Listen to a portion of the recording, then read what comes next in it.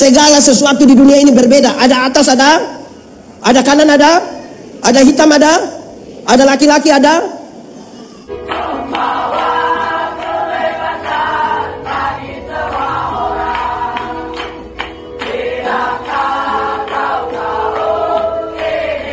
Berbahagia setiap orang yang mendengar firman, memelihara dan melakukan dalam hidup setiap hari. Shalom. Kuat sedikit. Shalom. Secara kasat mata, Natal itu enak untuk ditonton. Perayaan Natal itu bagus-bagus. Penyanyi bagus-bagus. Bagian bagus-bagus. Menarik. Di malam Yesus lahir, ada dua peristiwa yang enak untuk ditonton. Pertama, ada bintang terang. Saudara jalan malam-malam, ada bintang terang, siapa yang tidak melihat? Yang kedua, ada malaikat menyanyi di padang. Malaikat itu bukan manusia, tapi kalau digambarkan seperti manusia. Kalau dia laki-laki ganteng atau tidak? Kalau perempuan cantik atau tidak? Suara bagus atau tidak? Pakaian bagus atau tidak? Tapi menyanyi di hutan. Muka bagus, suara bagus, baju bagus, menyanyi di... Saudara masuk hutan malam-malam, ada malaikat menyanyi. Mau nonton atau mau lari? Mau nonton atau mau lari? Di bagian paling awal saya mau kasih tahu saudara bahwa Natal bukan tontonan. Sama-sama 1, 2, 3. Kasih tahu kawan di sebelah 1, 2, 3. Kalau Natal bukan tontonan, lalu Natal itu apa? Natal itu tuntunan. Sama-sama 1, 2, 3. Kasih tahu kawan di sebelah 1, 2, 3. Siapa yang merayakan Natal harus berjumpa dengan Kristus sebagai Natal. Dituntun untuk itu. Kalau dia tidak dituntun berjumpa dengan Kristus sebagai Natal, dia hanya merayakan perayaan tontonan. Dan teman-teman yang kerja sebagai event organizer lebih hebat merayakan perayaan tontonan dibanding kita semua. Tapi walaupun ini tuntunan, dia berkelas. Kenapa? Karena sekaligus Natal adalah tantangan. 1, 2, 3. Lebih kuat 1, 2, 3. Kasih tahu kawan di sebelah 1, 2, 3. Dan tantangan kita hari ini di perayaan Natal kita tahun ini. Tantangan kita adalah tema kita. Baca sama-sama tema 1, 2, 3. Tantangan dari orang-orang Kristen yang merayakan Natal tahun ini adalah setelah merayakan Natal, dia akan mengajak orang pergi ke Bethlehem. Lalu Bethlehem bagaimana dan seterusnya sebentar kita belajar. Tapi untuk sampai kepada tantangan ini, mari kita pergi ke Bethlehem. Dalam teks yang kita baca, ada sejumlah kronologi yang mesti kita aman dulu dalam kronologi itu. Baru sampai pada tantangan ini. Sama-sama 1, 2, 3. Marilah. Tidak ada yang ngomong lagi. 1, 2, 3. Marilah sekarang kita pergi. Kronologi yang pertama adalah lokus. Tempat. Kronologi yang pertama apa? Tempat. Tempat dari teks yang tadi kita baca. Kisah itu adalah padang belantara. Lokusnya di mana? Padang belantara. Orang suka bertanya, pendeta kenapa harus di padang bukan di istana? Kenapa mesti di situ bukan di tempat lain? Jawabannya ringan saja.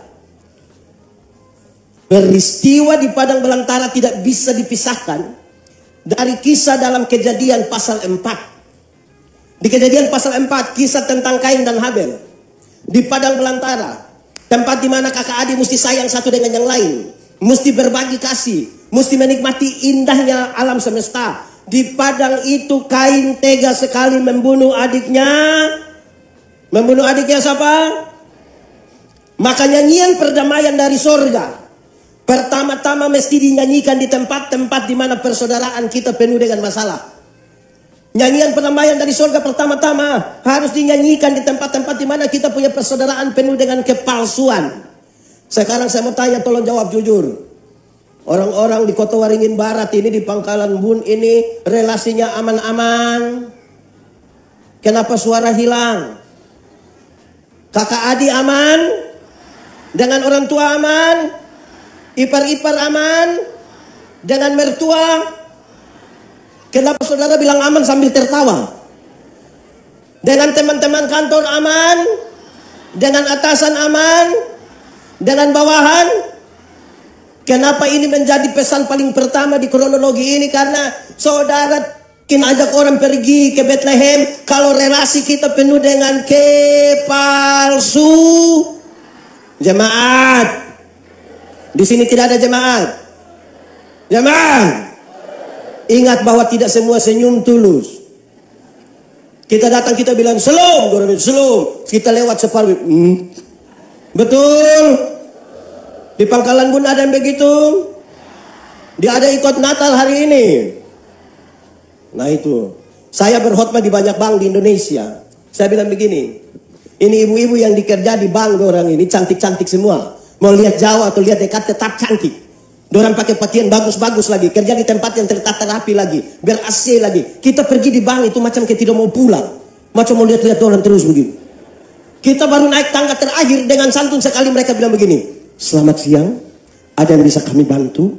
Terus saya tanya dorang, ibu-ibu, siapa di antara ibu-ibu yang bangun pagi, lihat suami pas bangun terus tiba-tiba dia bilang, selamat pagi, ada yang bisa kami bantu? Ada banyak ASN itu tegur sapa sama pimpinan itu pencitra. Ada di sini, ada ikut ibadah, boleh tunjuk dia sedikit. Apalagi TNI Polri, segala sesuatu siap, ada siap. Tulus.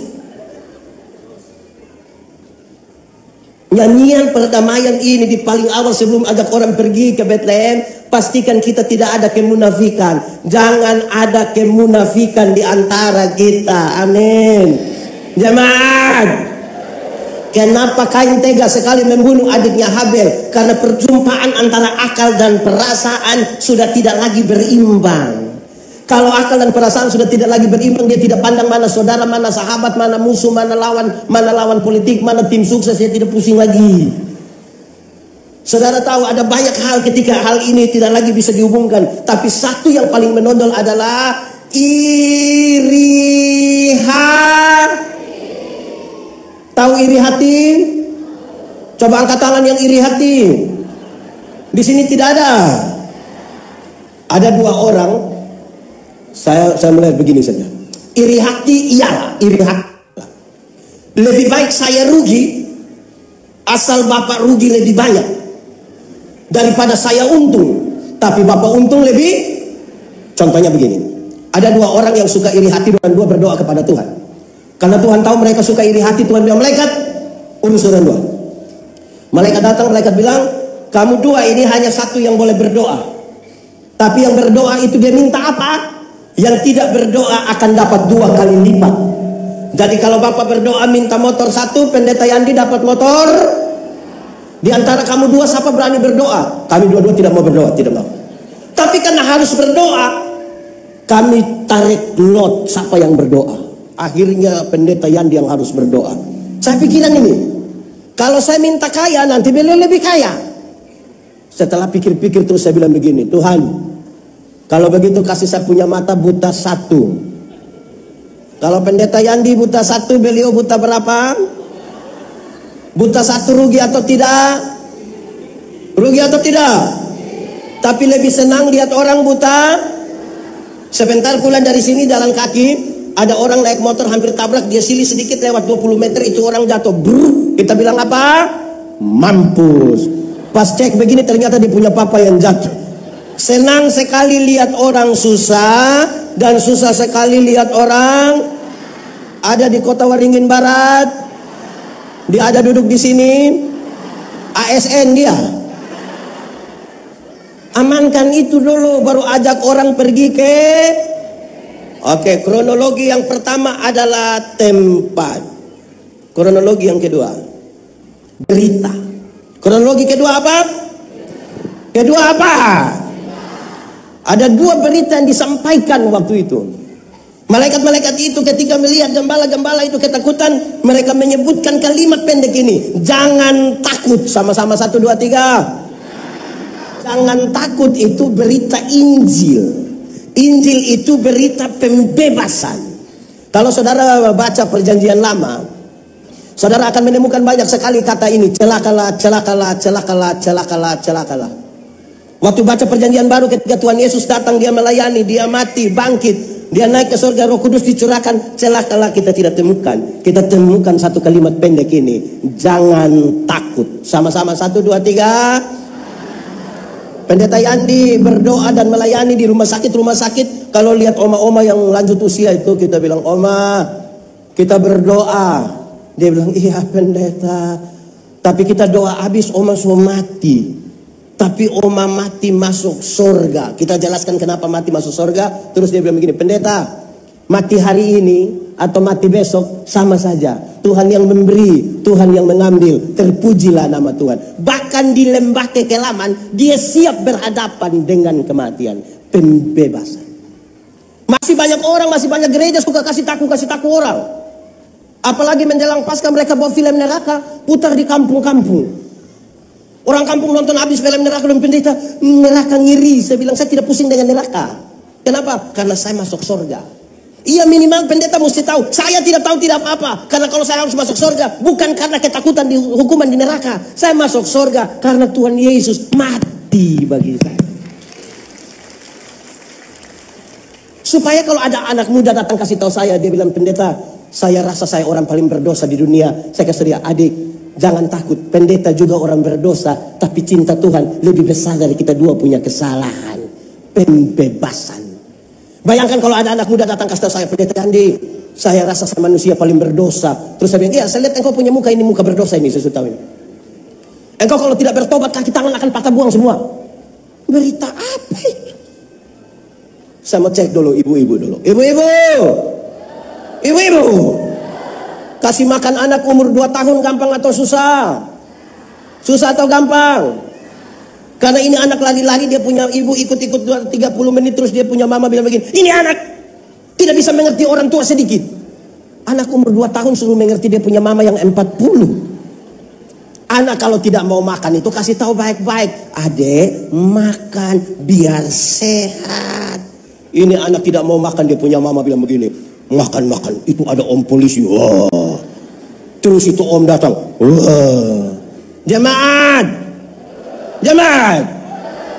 Di sini ada pimpinan suka kasih taku, dia punya bawahan. Orang tidak berani omongin. Ada orang-orang suka kasih taku orang di sini. Yang biasa kasih taku itu setan. Injil itu pembebas, bukan ketakutan. Itu berita pertama. Tapi berita kedua ini menegaskan yang jangan takut itu. Sebuah pernyataan yang ringan sekali, dia bilang, kenapa hari ini telah lahir bagimu juru selamat. Orang-orang Yahudi sementara pusing ini. Hukum Taurat ada 10, dari 10 dijabarkan dari 613 pasal. Dari 613 pasal masih ada ribuan peraturan hidup setiap hari.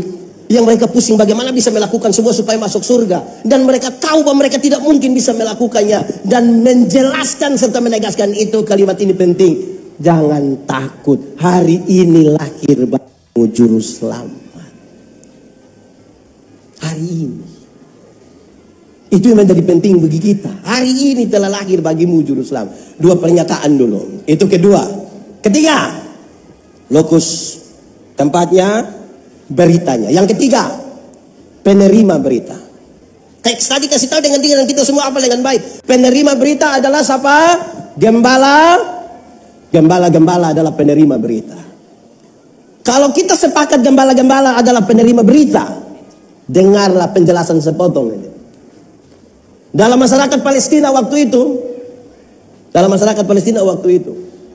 gembala-gembala itu masuk dalam kategori orang yang tidak bisa dipercaya, suka tipu dan suka bertengkar.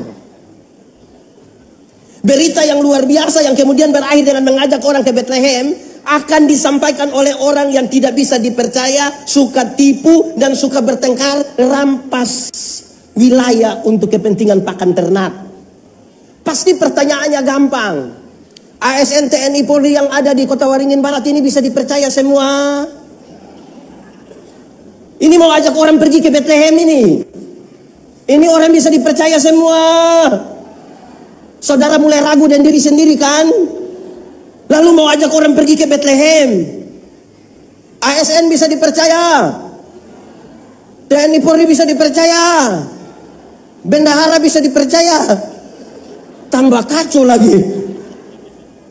Lao Tse, seorang pemimpin spiritual, dia bilang kepada murid-muridnya, dia kasih tahu begini, murid-murid, ada 3 hal yang paling dibutuhkan oleh satu negara. Yang paling dibutuhkan oleh satu negara adalah pertama, tentara. Kedua, makanan. Dan yang ketiga, kepercayaan. Satu apa? Tentara. Dua apa? Makanan. Yang ketiga apa? Kepercayaan. Setelah dorang hafal itu terus, Lao Tse bilang begini, dari 3 itu tolong kasih kurang 1. Kasih kurang tentara kah, makanan kah, atau kepercayaan. Murid-murid sepakat, kasih hilang saja tentara. Hei, kamu tidak takut kalau satu negara tidak ada tentara? Tidak apa-apa, Bapak. Kenapa kamu tidak apa-apa? Yang penting bangun relasi politik yang baik dengan orang-orang luar negeri. Kita hidup baik-baik saja, tidak ada tentara, tidak apa-apa. Berarti tinggal 2, yaitu makan dan terus lalu saya bilang begini, dari 2 itu kasih hilang 1 lagi. Sekarang saya tanya saudara, kalau disuruh memilih makanan atau kepercayaan, saudara lebih memilih kasih hilang? Kalau disuruh memilih kasih hilang makanan atau kepercayaan, saudara lebih memilih kasih hilang? Saudara orang paling ragu-ragu di seluruh dunia. Murid-murid sepakat waktu itu. Ketika Lao Tse bilang memilih 1 untuk dihilangkan, mereka bilang kasih hilang saja kepercayaan. Lao Tse bilang, kenapa kamu kasih hilang kepercayaan? Bapak, untuk apa jadi orang bisa dipercaya tapi tidak ada makanan? Untuk apa jadi orang jujur tapi lapar? Lao Tse bilang mantap. Dan di balik mantap itu Lao Tse bilang, kamu baru saja menjawab satu pernyataan yang merusak bangsa. Satu bangsa ini akan rusak kalau orang-orang di dalamnya, pemangku jabatannya adalah orang-orang yang tidak bisa dipercaya. Bisa dipercaya sekarang, saudara makin hilang. Nah, saudara, saya pakai contoh saja supaya lebih gampang. Kalau orang tolong kita terus kita bilang terima kasih, itu baik atau tidak? Yakin baik? Aman? Mantap? Kalau begitu, saya mau tanya dulu. Istri-istri, siapa punya suami yang pagi-pagi istri siap makan pagi, terus suami bilang, sayang, terima kasih. Ada? Ada. Ini suami-suami, istri siap makan pagi, mereka tidak terima kasih. Tapi istirahat kantor, makan sedikit di warung, sudah bayar lagi, terima kasih lagi. Terus janji itu, mbak, besok saya datang lagi ya. Terus setelah dengar khotbah ini, suami-suami merasa sadar. Sebentar malam pulang sampai rumah, istri siap makan malam. Dan dengan keyakinan iman suaminya bilang, sayang, terima kasih. Ibu-ibu percaya? Ibu-ibu percaya? Suami sendiri juga ibu tidak percaya. Kalau istri saja tidak percaya, bagaimana negara ini percaya pada saudara? Pasti waktu suami bilang terima kasih, istri pikiran. Istri pasti pikir 2. Pertama pasti istri pikir begini, tidak tahu roh apa naik saya punya suami. Atau jangan sampai yang kedua istri pikir begini, jangan-jangan ini hari terakhir. Karena tidak biasa melakukan sesuatu yang baik. Contoh kedua, ini kantor-kantor ini, kantor pemerintah TNI Polri yang ada di Kota Waringin Barat ini, biasa masuk kantor jam berapa? Terus katakanlah ada yang suka terlambat. Di sini ada yang biasa terlambat kantor. Ada. ASN dia. Terima gaji juga. Masuk jam 7 tapi dia datang jam 9:30. Terus setelah dengar khotbah ini, supaya dia bisa mendefinisikan diri sebagai orang yang bisa dipercaya, besok setelah dengar khotbah dia betul, pendeta tadi omong betul. Besok 5:30 dia sudah ada di kantor. Saudara pergi, dia sudah ada 5:30. Terus bilang, Bapak, kenapa datang tempo sekali? Terus bilang, tidak. Saya harus datang tepat waktu, bahkan lebih cepat. Saya mau tanya, saudara percaya? Percaya? Mendefinisikan diri sebagai orang yang bisa dipercaya itu komitmen terus menerus. Tidak bisa di perayaan Natal hari ini, terus besok ulang. Tidak bisa. Saudara kalau mau ajak seseorang ke satu tempat, kalau ini katakan saya dari Kupang, saudara belum pernah ke Kupang, terus saya bilang, Pak, ke Kupang. Saudara tidak kenal saya, saudara langsung gas. Kan harus didefinisikan dulu ini orang bisa dipercaya atau tidak. Sekarang mendefinisikannya sebagai orang yang bisa dipercaya ini repot. Sudah 3. Kalimat tadi serius. Jangan takut. Hari ini telah lahir bagimu juru selamat. Hari ini lahir juru selamat. Satu kalimat pendek yang Tuhan Yesus ulang ketika menuju akhir hidupnya di salib. Ke peristiwa di salib itu dimulai dari kisah yang panjang, tapi saya kasih pendek sedikit. Adam dan Hawa jatuh dalam dosa. Karena apa? Berani melangkah melewati batas. Tuhan bilang begini, semua tanaman dalam taman ini boleh kau makan buahnya, yang itu tidak boleh. Waktu mereka melangkah melewati batas, sekarang mereka jatuh dalam dosa. Tuhan datang, Tuhan tanya, Adam, Adam, kamu di mana? Tuhan tanya begitu bukan karena Tuhan tidak tahu Adam sembunyi di mana. Tuhan tahu kok tidak? Tuhan tahu kok tidak? Sudah tahu kenapa tanya? Tuhan tahu kok tidak? Sudah tahu kenapa tanya? Adam, kamu di mana? Untung Adam tidak bilang, kamu nanya. Adam berani begitu, dia mati duluan. Adam, kamu di mana? Ini sebuah kiriman pesan. Adam, kenapa engkau memutuskan hubungan dengan saya? Adam bilang, kami di sini Tuhan. Kamu buat apa di situ? Kami sembunyi Tuhan. Kenapa kamu sembunyi? Kami telanjang Tuhan. Kenapa kamu telanjang? Kami makan ini buah. Siapa suruh kamu makan itu buah? Dorang dua bertengkar. Tuhan bilang, sini. Waktu Tuhan panggil mereka datang, Tuhan kasih pakai pakaian. Kalau Tuhan yang kasih pakaian pasti bagus. Tuhan kasih makan pasti enak. Terus Tuhan bilang begini, sekarang keluarlah dari Taman Firdaus. Tinggal di luar Firdaus tetap ada pakaian yang bagus. Tinggal di luar Firdaus tetap ada makanan yang enak. Tapi tinggal di luar Firdaus berarti mereka tinggal di luar dari inti kehidupan. Inti kehidupan tidak ada pada makanan. Inti kehidupan tidak ada pada pakaian. Untuk apa makan bagus-bagus, pakaian ketat-ketat, hidup kaya raya, mati masuk neraka. Kurus-kurus, susah-susah, mati masuk surga. Mana yang baik? Kaya raya mati neraka, susah-susah mati surga. Mana yang baik? Tidak ada yang baik. Yang bagus itu badan bagus, pakaian ketat-ketat, hidup kaya raya, mati masuk. Tapi manusia ini Tuhan baru kasih kepercayaan sedikit langsung lupa Tuhan. Dulu belum ada kios, berdoa keliling semua gereja yang ada di Pangkalan Bun. Setelah ada kios, hari Minggu tidak gereja lagi. Terus pendeta tanya, Bapak kenapa tidak gereja? Pendeta, nanti siapa jaga itu kios lagi. Dulu belum jadi ASN, masih honor, keliling semua gereja berdoa. Diangkat jadi ASN, jadi polisi, jadi tentara, bikin syukuran di rumah. Gaji pertama untuk Tuhan, kedua, ketiga sampai hari ini yang sudah tidak. Tapi punya alasan untuk tidak terima lagi pelayanan. Tuhan baru kasih kepercayaan kios. Baru kasih kepercayaan eselon 4, 3, 2. Belum kasih tambang batu bara. Lupa Tuhan. Setelah hal itu, penjahat itu bilang begini, Yesus, ingat aku kalau engkau datang sebagai raja. Kalimat tadi diucapkan kembali. Hari ini aku membawa kamu masuk ke dalam inti kehidupan. Aku membawa kamu masuk kembali ke dalam Firdaus. Kalau begitu, cari Tuhan jangan sekedar untuk sembuh saja. Tuhan datang ke dunia bukan untuk bikin orang sakit jadi sembuh. Walaupun bisa dia buat. Ingat, ada banyak orang tidak kenal Tuhan malah lebih sehat dari kita. Yang suka mabuk itu mabuk dari 3 hari lalu sampai tadi pagi, istirahat sedikit, minum kembali, dia tidak sakit.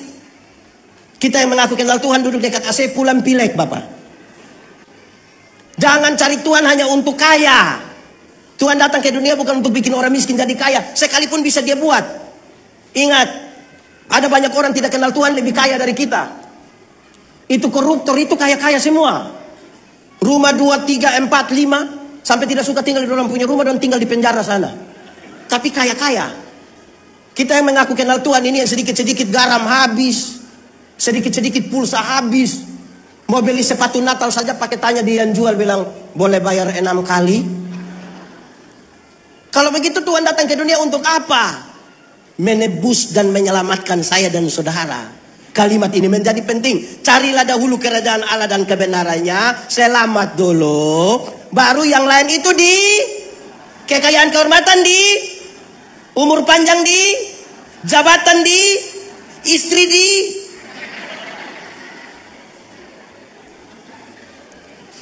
Tiga kronologi, empat. Kronologi keempat, kronologi terakhir. Setelah malaikat bicara dua hal itu, maka tampillah bala tertala surgawi. Untuk apa? Ini kronologi keempat. Menyanyi bersama. 1, 2, 3. Poin ini menarik untuk Natal ASN TNI Polri di sini. Untuk menyanyi bersama. Kenapa? Ajakan untuk menyanyi bersama itu ajakan membangun visi bersama. Ajakan membangun komitmen bersama. Ingat bahwa menyanyi bersama itu susah. Do, mi, sol, do. Itu tidak bisa ada orang yang mau jadi inti sendiri.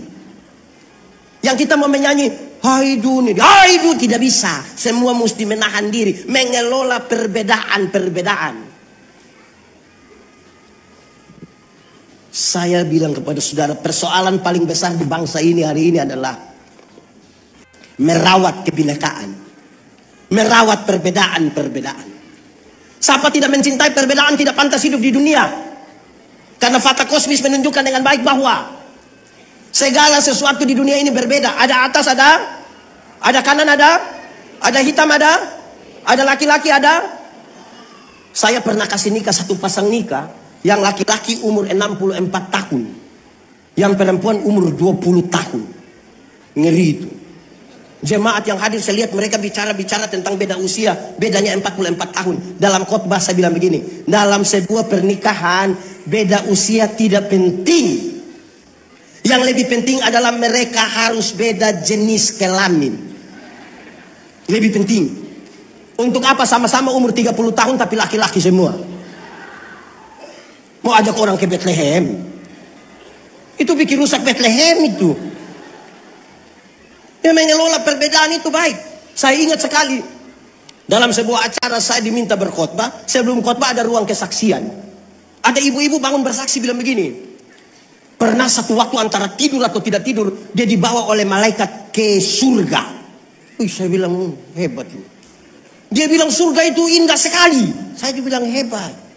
Terus dia jalan-jalan begini, dia coba lihat di dalam satu ruangan. Ini ruangan kok penuh dengan mulut-mulut. Terus dia tanya ini malaikat, kenapa di dalam itu ruangan penuh dengan mulut-mulut saja? Terus dia bilang, malaikat jawab, dia bilang begini, oh itu mulutnya pendeta-pendeta.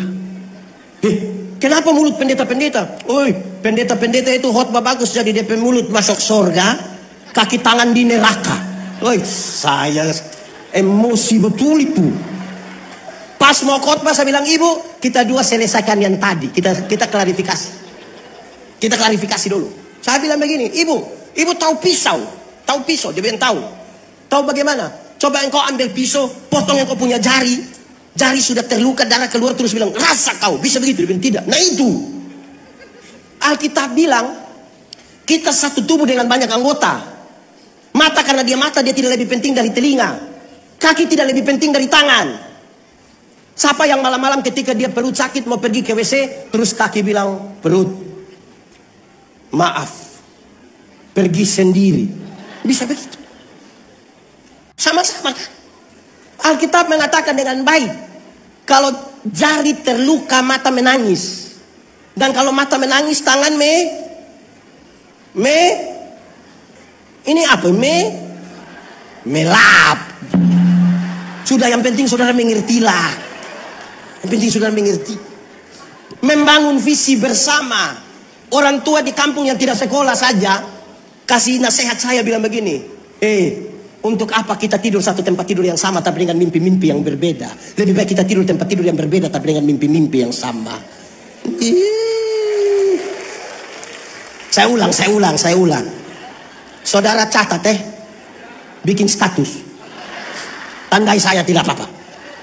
Untuk apa tidur satu tempat tidur tapi dengan mimpi-mimpi yang lebih baik tidur di tempat tidur yang berbeda tapi dengan mimpi-mimpi yang Kalau satu orang bermimpi itu hanya mimpi. Tapi kalau kita semua bermimpi bersama itu kenyataan. Jangan biarkan bupati terpilih itu bermimpi sendiri. Semua mimpi bersama. Jangan biarkan Dandi mimpi sendiri. Kajari mimpi sendiri. Tidur tempat tidur beda, mimpi sama. Membangun visi bersama. Tapi saya klarifikasi dulu, Jangan sampai ada yang pulang kasih tahu dia punya istri bilang, Mama, tadi pendeta ada bilang, untuk apa tidur satu tempat tidur, tapi mimpi-mimpi beda. Stop, saya tidak maksud itu. Ini tentang membangun harapan bersama. Amin. Ada satu kisah kecil dari saya punya sahabat. Ini kisah saya kira baik bagi kita. Ini orang, dia pimpinan satu bank. Ini orang baik sekali dan semua orang mengakui dia baik. Karena dia baik, siapapun bisa berjumpa dengan dia. Sampai satu waktu pas dia sampai kantor, security dan cleaning service minta ketemu dengan dia. Boleh. Setelah mereka masuk, kenapa hari ini kamu dua mau ketemu saya? Bapak, boleh kami bicara sedikit? Boleh. Coba kamu sampaikan. Lantas orang dua bilang begini, Bapak, kalau semua orang di dunia ini sebaik Bapak, maka kami punya istri anak tidak makan apa-apa lagi. Kamu punya maksud apa ini? Kamu dua maksud apa ini? Dia bilang, Bapak, kami dua dibayar untuk membuka Bapak punya pintu mobil. Kami dibayar untuk bawa Bapak punya tas. Kalau ini dua hal Bapak sudah lakukan sendiri, kami makan gaji buta. Dia kaget sekali. Kenapa? Selama ini dia pikir kalau buka pintu mobil kan gampang saja, tuh tidak perlu suruh orang. Bawa tas gampang saja. Tapi dia dikejutkan oleh pernyataan dua orang ini dan dia bilang, oke, kalau begitu saya minta maaf dan saya kasih tahu kita. Dia bilang, saya kasih tahu kamu berdua. Jadi kalau besok kamu buka saya punya kunci, saya punya pintu mobil. Besok kamu bawa saya punya tas. Bukan karena saya lebih hebat dari kamu, tapi karena kita bertanggung jawab pada tanggung jawab kita masing-masing. Semua bertanggung jawab. Sekarang berita yang kedua, dalam lagu itu, pemuliaan bagi Allah, damai di Allah dimuliakan, damai di mana? Bumi. Tolong jawab kuat. Surga lebih baik atau dunia lebih baik? Surga atau dunia? Surga lebih baik dari dunia, amin. Yakin? Yes. Mantap. Kalau begitu siapa mau pergi sekarang? Ada yang mau pergi sekarang? Saudara mau tinggal di mana sebenarnya? Pendeta, belum waktu Tuhan. Oke, belum waktu Tuhan. Kita belum pergi ke surga yang lebih baik dari dunia. Tapi tanda-tanda kerajaan surga sudah harus kita alami di tempat di mana kita bekerja. Kerajaan berkaitan dengan pemerintahan. Allah memerintah di rumah, di tempat bekerja, di tempat di mana kita hidup. Kalau Allah memerintah, ada kasih atau tidak? Ada keadilan, ada keberpihakan, ada kerendahan hati. Jadilah kehendakmu di bumi seperti di. Ini kronologi yang kemudian bisa menolong kita ajak orang pergi ke Bethlehem. Saudara-saudara, yang saya omong panjang-panjang dari tadi itu belum khotbah, itu baru pengantar. Karena saya belum bicara ini. Kan tema kita adalah sama-sama 1, 2, 3. Kan saya belum bicara itu kan. Itu baru ini baru memasuk isi. Itu pun masih ada pengantar sebelum isi. Paulus menasihatkan jemaat di Tesalonika tentang berdoa dan bekerja. Sebelum masuk situ ada pengantarnya. Ada sebuah penelitian bilang begini. Kalau orang hidup 70 tahun, waktu yang dipakai untuk tidur itu kira-kira 23 tahun sampai 30 tahun. Itu hanya tidur. Apalagi kalau sudah tambah tua. 23 sampai 30 tahun. Ini belum termasuk yang bangun terlambat. Ini juga tidak termasuk yang pendeta khotbah dia tidur. Belum termasuk. Kalau sudah tambah itu mungkin 36 itu. Tidur saja 30 tahun. Kerja. Orang hidup 70 tahun waktu yang dipakai untuk kerja. Hitungan kerja profesional 7 sampai 8 jam per hari. 7 sampai 8 jam per hari. Itu dia kerja kira-kira 16 tahun. Berapa tahun? 16. Ini termasuk yang kerja pemalas. Sampai pensiun 16 tahun. Nonton Pernah menonton? Orang hidup 70 tahun durasi yang dipakai untuk menonton itu kira-kira 8 tahun. Berapa tahun? Yang Ikatan Cinta, drama Korea. Ini belum termasuk yang di kantor dia nonton sendiri. Belum termasuk itu. 8 tahun. Jalan-jalan. Orang hidup 70 tahun waktu yang dipakai untuk jalan-jalan itu kira-kira 6 tahun. Berapa tahun? Pergi ke Surabaya, Jakarta, Singapura, Malaysia, Hong Kong. Ini Kuala Kapuas. Itu 6 tahun. Jadi yang belum jalan-jalan dan takut. Ada 6 tahun jalan-jalan, biaya sendiri tidak disiapkan negara. Makan. Kalau orang hidup 70 tahun waktu yang dipakai untuk makan itu kira-kira 6 tahun. Berapa tahun? Bagi yang makan normal. Pagi 1 kali, siang 1 kali, malam 1 kali. Tapi yang kalau 1 kali makan tambah 3 kali, itu tidak mungkin 6 tahun. 9 mungkin. Santai. Orang kalau hidup 70 tahun waktu dipakai untuk bersantai dan tidak mau diganggu itu kira-kira 4,5 tahun. Berapa tahun? Itu biar dia sudah pulang kantor, biar kita telepon sampai itu telepon meledak, dia tidak akan angkat. Banyak ASN model begitu itu. Telepon tidak angkat itu. Sakit. Tidak mungkin ada yang bilang, "Entah, saya begini-begini tidak pernah sakit." Omong kok minimal pilek. Pilek sekarang bukan minimal, maksimal. Dulu sebelum COVID itu kalau duduk rame-rame ada yang bersin, separuh bilang selamat. Mulai COVID duduk sama-sama baru tiba-tiba ada bilang kau surepit. Orang hidup 70 tahun waktu sakit itu kira-kira 4 tahun. Berapa tahun? 4 tahun. Belum termasuk stroke. Itu juga belum termasuk sakit hati. Saudara pernah putus cinta? Saudara kalau putus cinta dan tidak segera move on, itu bisa sakit hati dari tamat SMA sampai mati. Itu hanya sakit hati. Sakit 4 tahun. Berdandan. Orang hidup 70 tahun waktu yang dipakai untuk berdandan itu kira-kira 2 tahun. Berapa tahun? 2 tahun. Mandi lama sekali. Keluar datang sederhana saja. 2 tahun. Terakhir, ibadah. Apa? Ini penelitian bilang begini. Orang hidup 70 tahun, waktu yang dipakai untuk ibadah itu kira-kira 6 bulan. Berapa lama? Bagi yang rajin. Yang Senin ibadah, Selasa ibadah, sampai Minggu ibadah, kumpul-kumpul setengah jam, 1 jam, ya 6 bulan. Tapi yang 1 tahun gereja 2 kali, Natal 1 kali, Paskah 1 kali, saya yakin tidak mungkin 6 bulan itu. Kita jemaat ini kalau pas Natal Paskah itu penuh gereja, apalagi 31. Woi.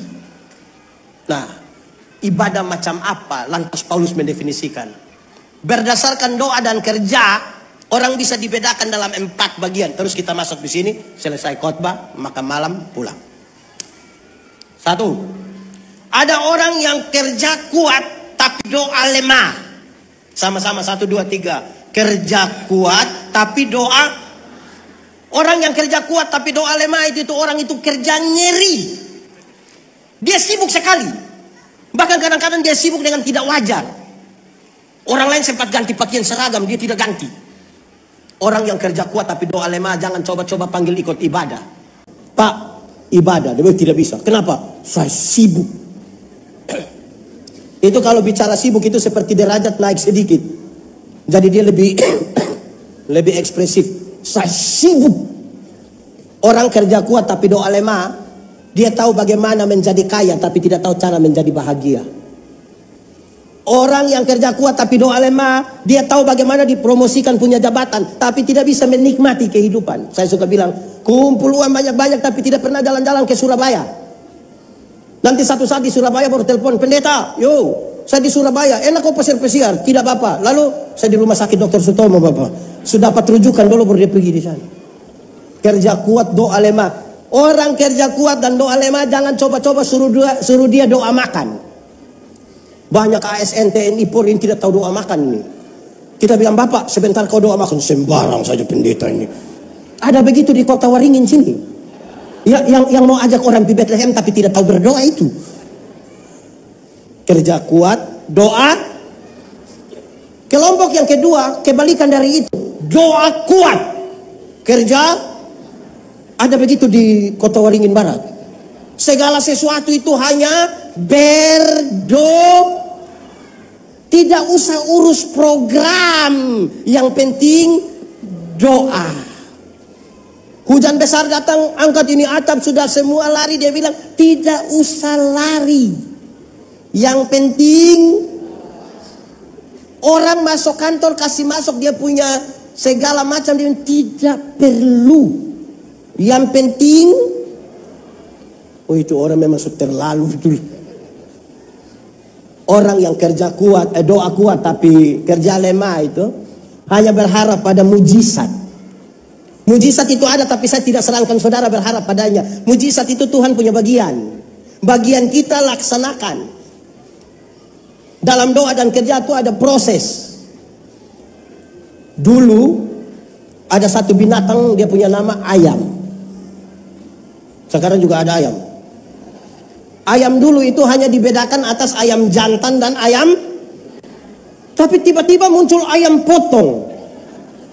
Akhirnya itu ayam yang tadinya hanya ayam menjadi ayam kampung. Karena sudah ada ayam.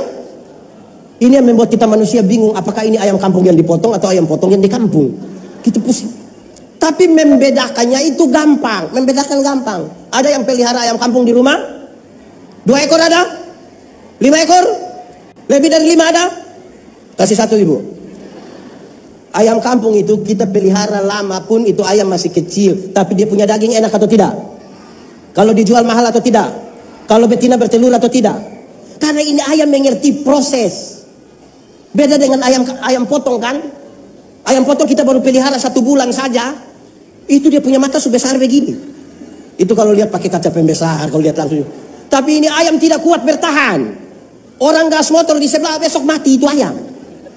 Ada banyak ASN, TNI, Polri ini. Dorang saya tidak pernah lihat orang di kampus. Tapi tiba-tiba kasih tahu pendeta, Bapak, hari Minggu ada syukuran. Syukuran apa? Saya baru selesai S2. Hai, sekolah di mana?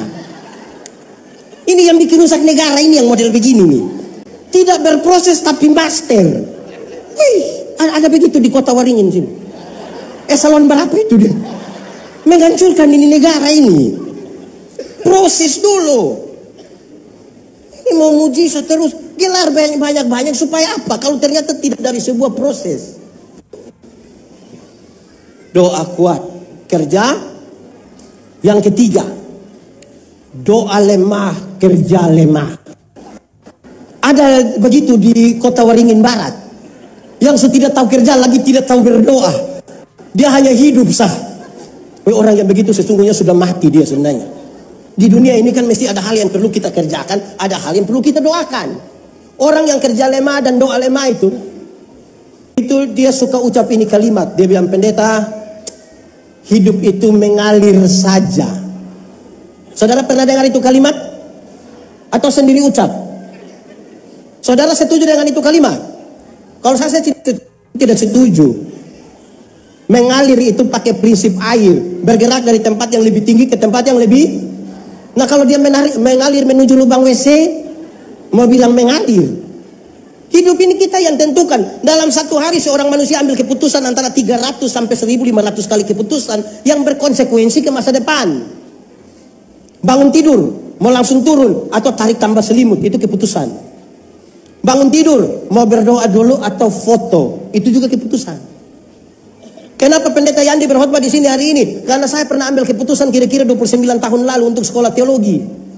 Kenapa saudara bekerja di pemerintah kabupaten kota Waringin Barat? Karena pernah mengambil keputusan disertai surat keputusan. Kenapa saudara punya istri itu, suami itu? Ya karena pernah ambil keputusan. Tidak mungkin saudara bilang, Pak pendeta maaf, saya tidak tahu apa-apa. Saya tidur-tidur buka mata dia ada di sebelah, kan tidak begitu. Saya masuk di sini, waktu saya 5 menit. Marilah kita pergi ke. Oke, 1. Ajakan itu dilakukan setelah malaikat pulang. Coba malaikat ada baru mereka baku ajak. itu mungkin kita masih pikir. Tapi ini malaikat pulang baru ajak. Itu sesuatu yang baik. Kenapa? Orang-orang bermental budak kalau kerja mesti ada pimpinan. Pemimpin kalau ada itu mereka kerja serius. Pemeriksaan dari BPKB kalau datang itu mereka tidak pulang. Tiap hari hanya kerja. Tapi pemeriksa pulang dia bikin pengucapan syukur. Nah, ini mau hidup bagaimana begini? Mereka baku ajak. Bahkan ketika tidak ada pemimpin. Saudara, puluhan tahun lalu para perusahaan-perusahaan besar di Indonesia cari orang pintar. Beberapa dekade kemudian mereka evaluasi, ternyata pintar saja tidak cukup. Harus disertai dengan emosi yang baik. Satu tindakan emosional yang tidak terukur merusak seluruh kepintaran. Satu dekade kemudian mereka evaluasi, ternyata pikiran dan perasaan yang kuat saja, emosi yang kuat saja tidak cukup. Harus tambah dengan spiritualitas yang kuat. Spiritualitas itu gerakan dari dalam ke luar, bukan dari luar ke dalam. Yang di dalam itu teologi, yang keluar itu etika. Perjumpaan antara teologi dan etika, itulah spiritualitas. Kita bekerja bukan karena orang lain, tapi gerakan dari dalam keluar. Satu. Kedua, Bethlehem. Menurut katanya, asal katanya, ini para pendeta, pastor tahu, saudara itu tahu. Bethlehem berasal dari kata Bait Laham, artinya rumah roti, rumah daging, rumah makan. Kita mau ajak orang pergi ke sana, hati-hati. Jangan sampai sana orang lihat roti tidak lihat Yesus. Kadang-kadang kita cari bawa orang tidak sampai menemukan Yesus, tapi menemukan apa yang orang mau. Kalau saudara berdoalah sampai menemukan apa yang Tuhan mau dan bukan apa yang kita mau. Terakhir, mari kita pergi ke Bethlehem. Di Bethlehem itu terjadi dua peristiwa yang menarik. Pertama, ada kebijakan pemerintah. Kaisar Agustus mengeluarkan perintah supaya ada sensus penduduk. Berdasarkan kebijakan pemerintah itu terjadilah hal kedua. Maka pulanglah orang-orang dari berbagai-bagai tempat ke kampung asal mereka, termasuk Maria dan Yusuf, ke kampung asal mereka untuk mendaftarkan nama mereka. Natal terjadi pada dua peristiwa itu. Peristiwa di mana ada kebijakan pemerintah dan berkumpulnya keluarga-keluarga. Saudara tolong, jangan terlalu banyak kerja sampai lupa istri, dan jangan terlalu banyak ingat istri sampai lupa kerja. Apalagi ingat orang lain punya istri. Atur baik-baik begitu supaya kepada satu Tuhan yang sama kan kita janji untuk dua hal yang berbeda. Menjadi suami yang setia, menjadi istri yang setia, tetapi sekaligus bersyukur atas pekerjaan yang Tuhan berikan bagi kita. Selamat merayakan Natal dan Tahun Baru 2025. Tuhan memberkati. Amin.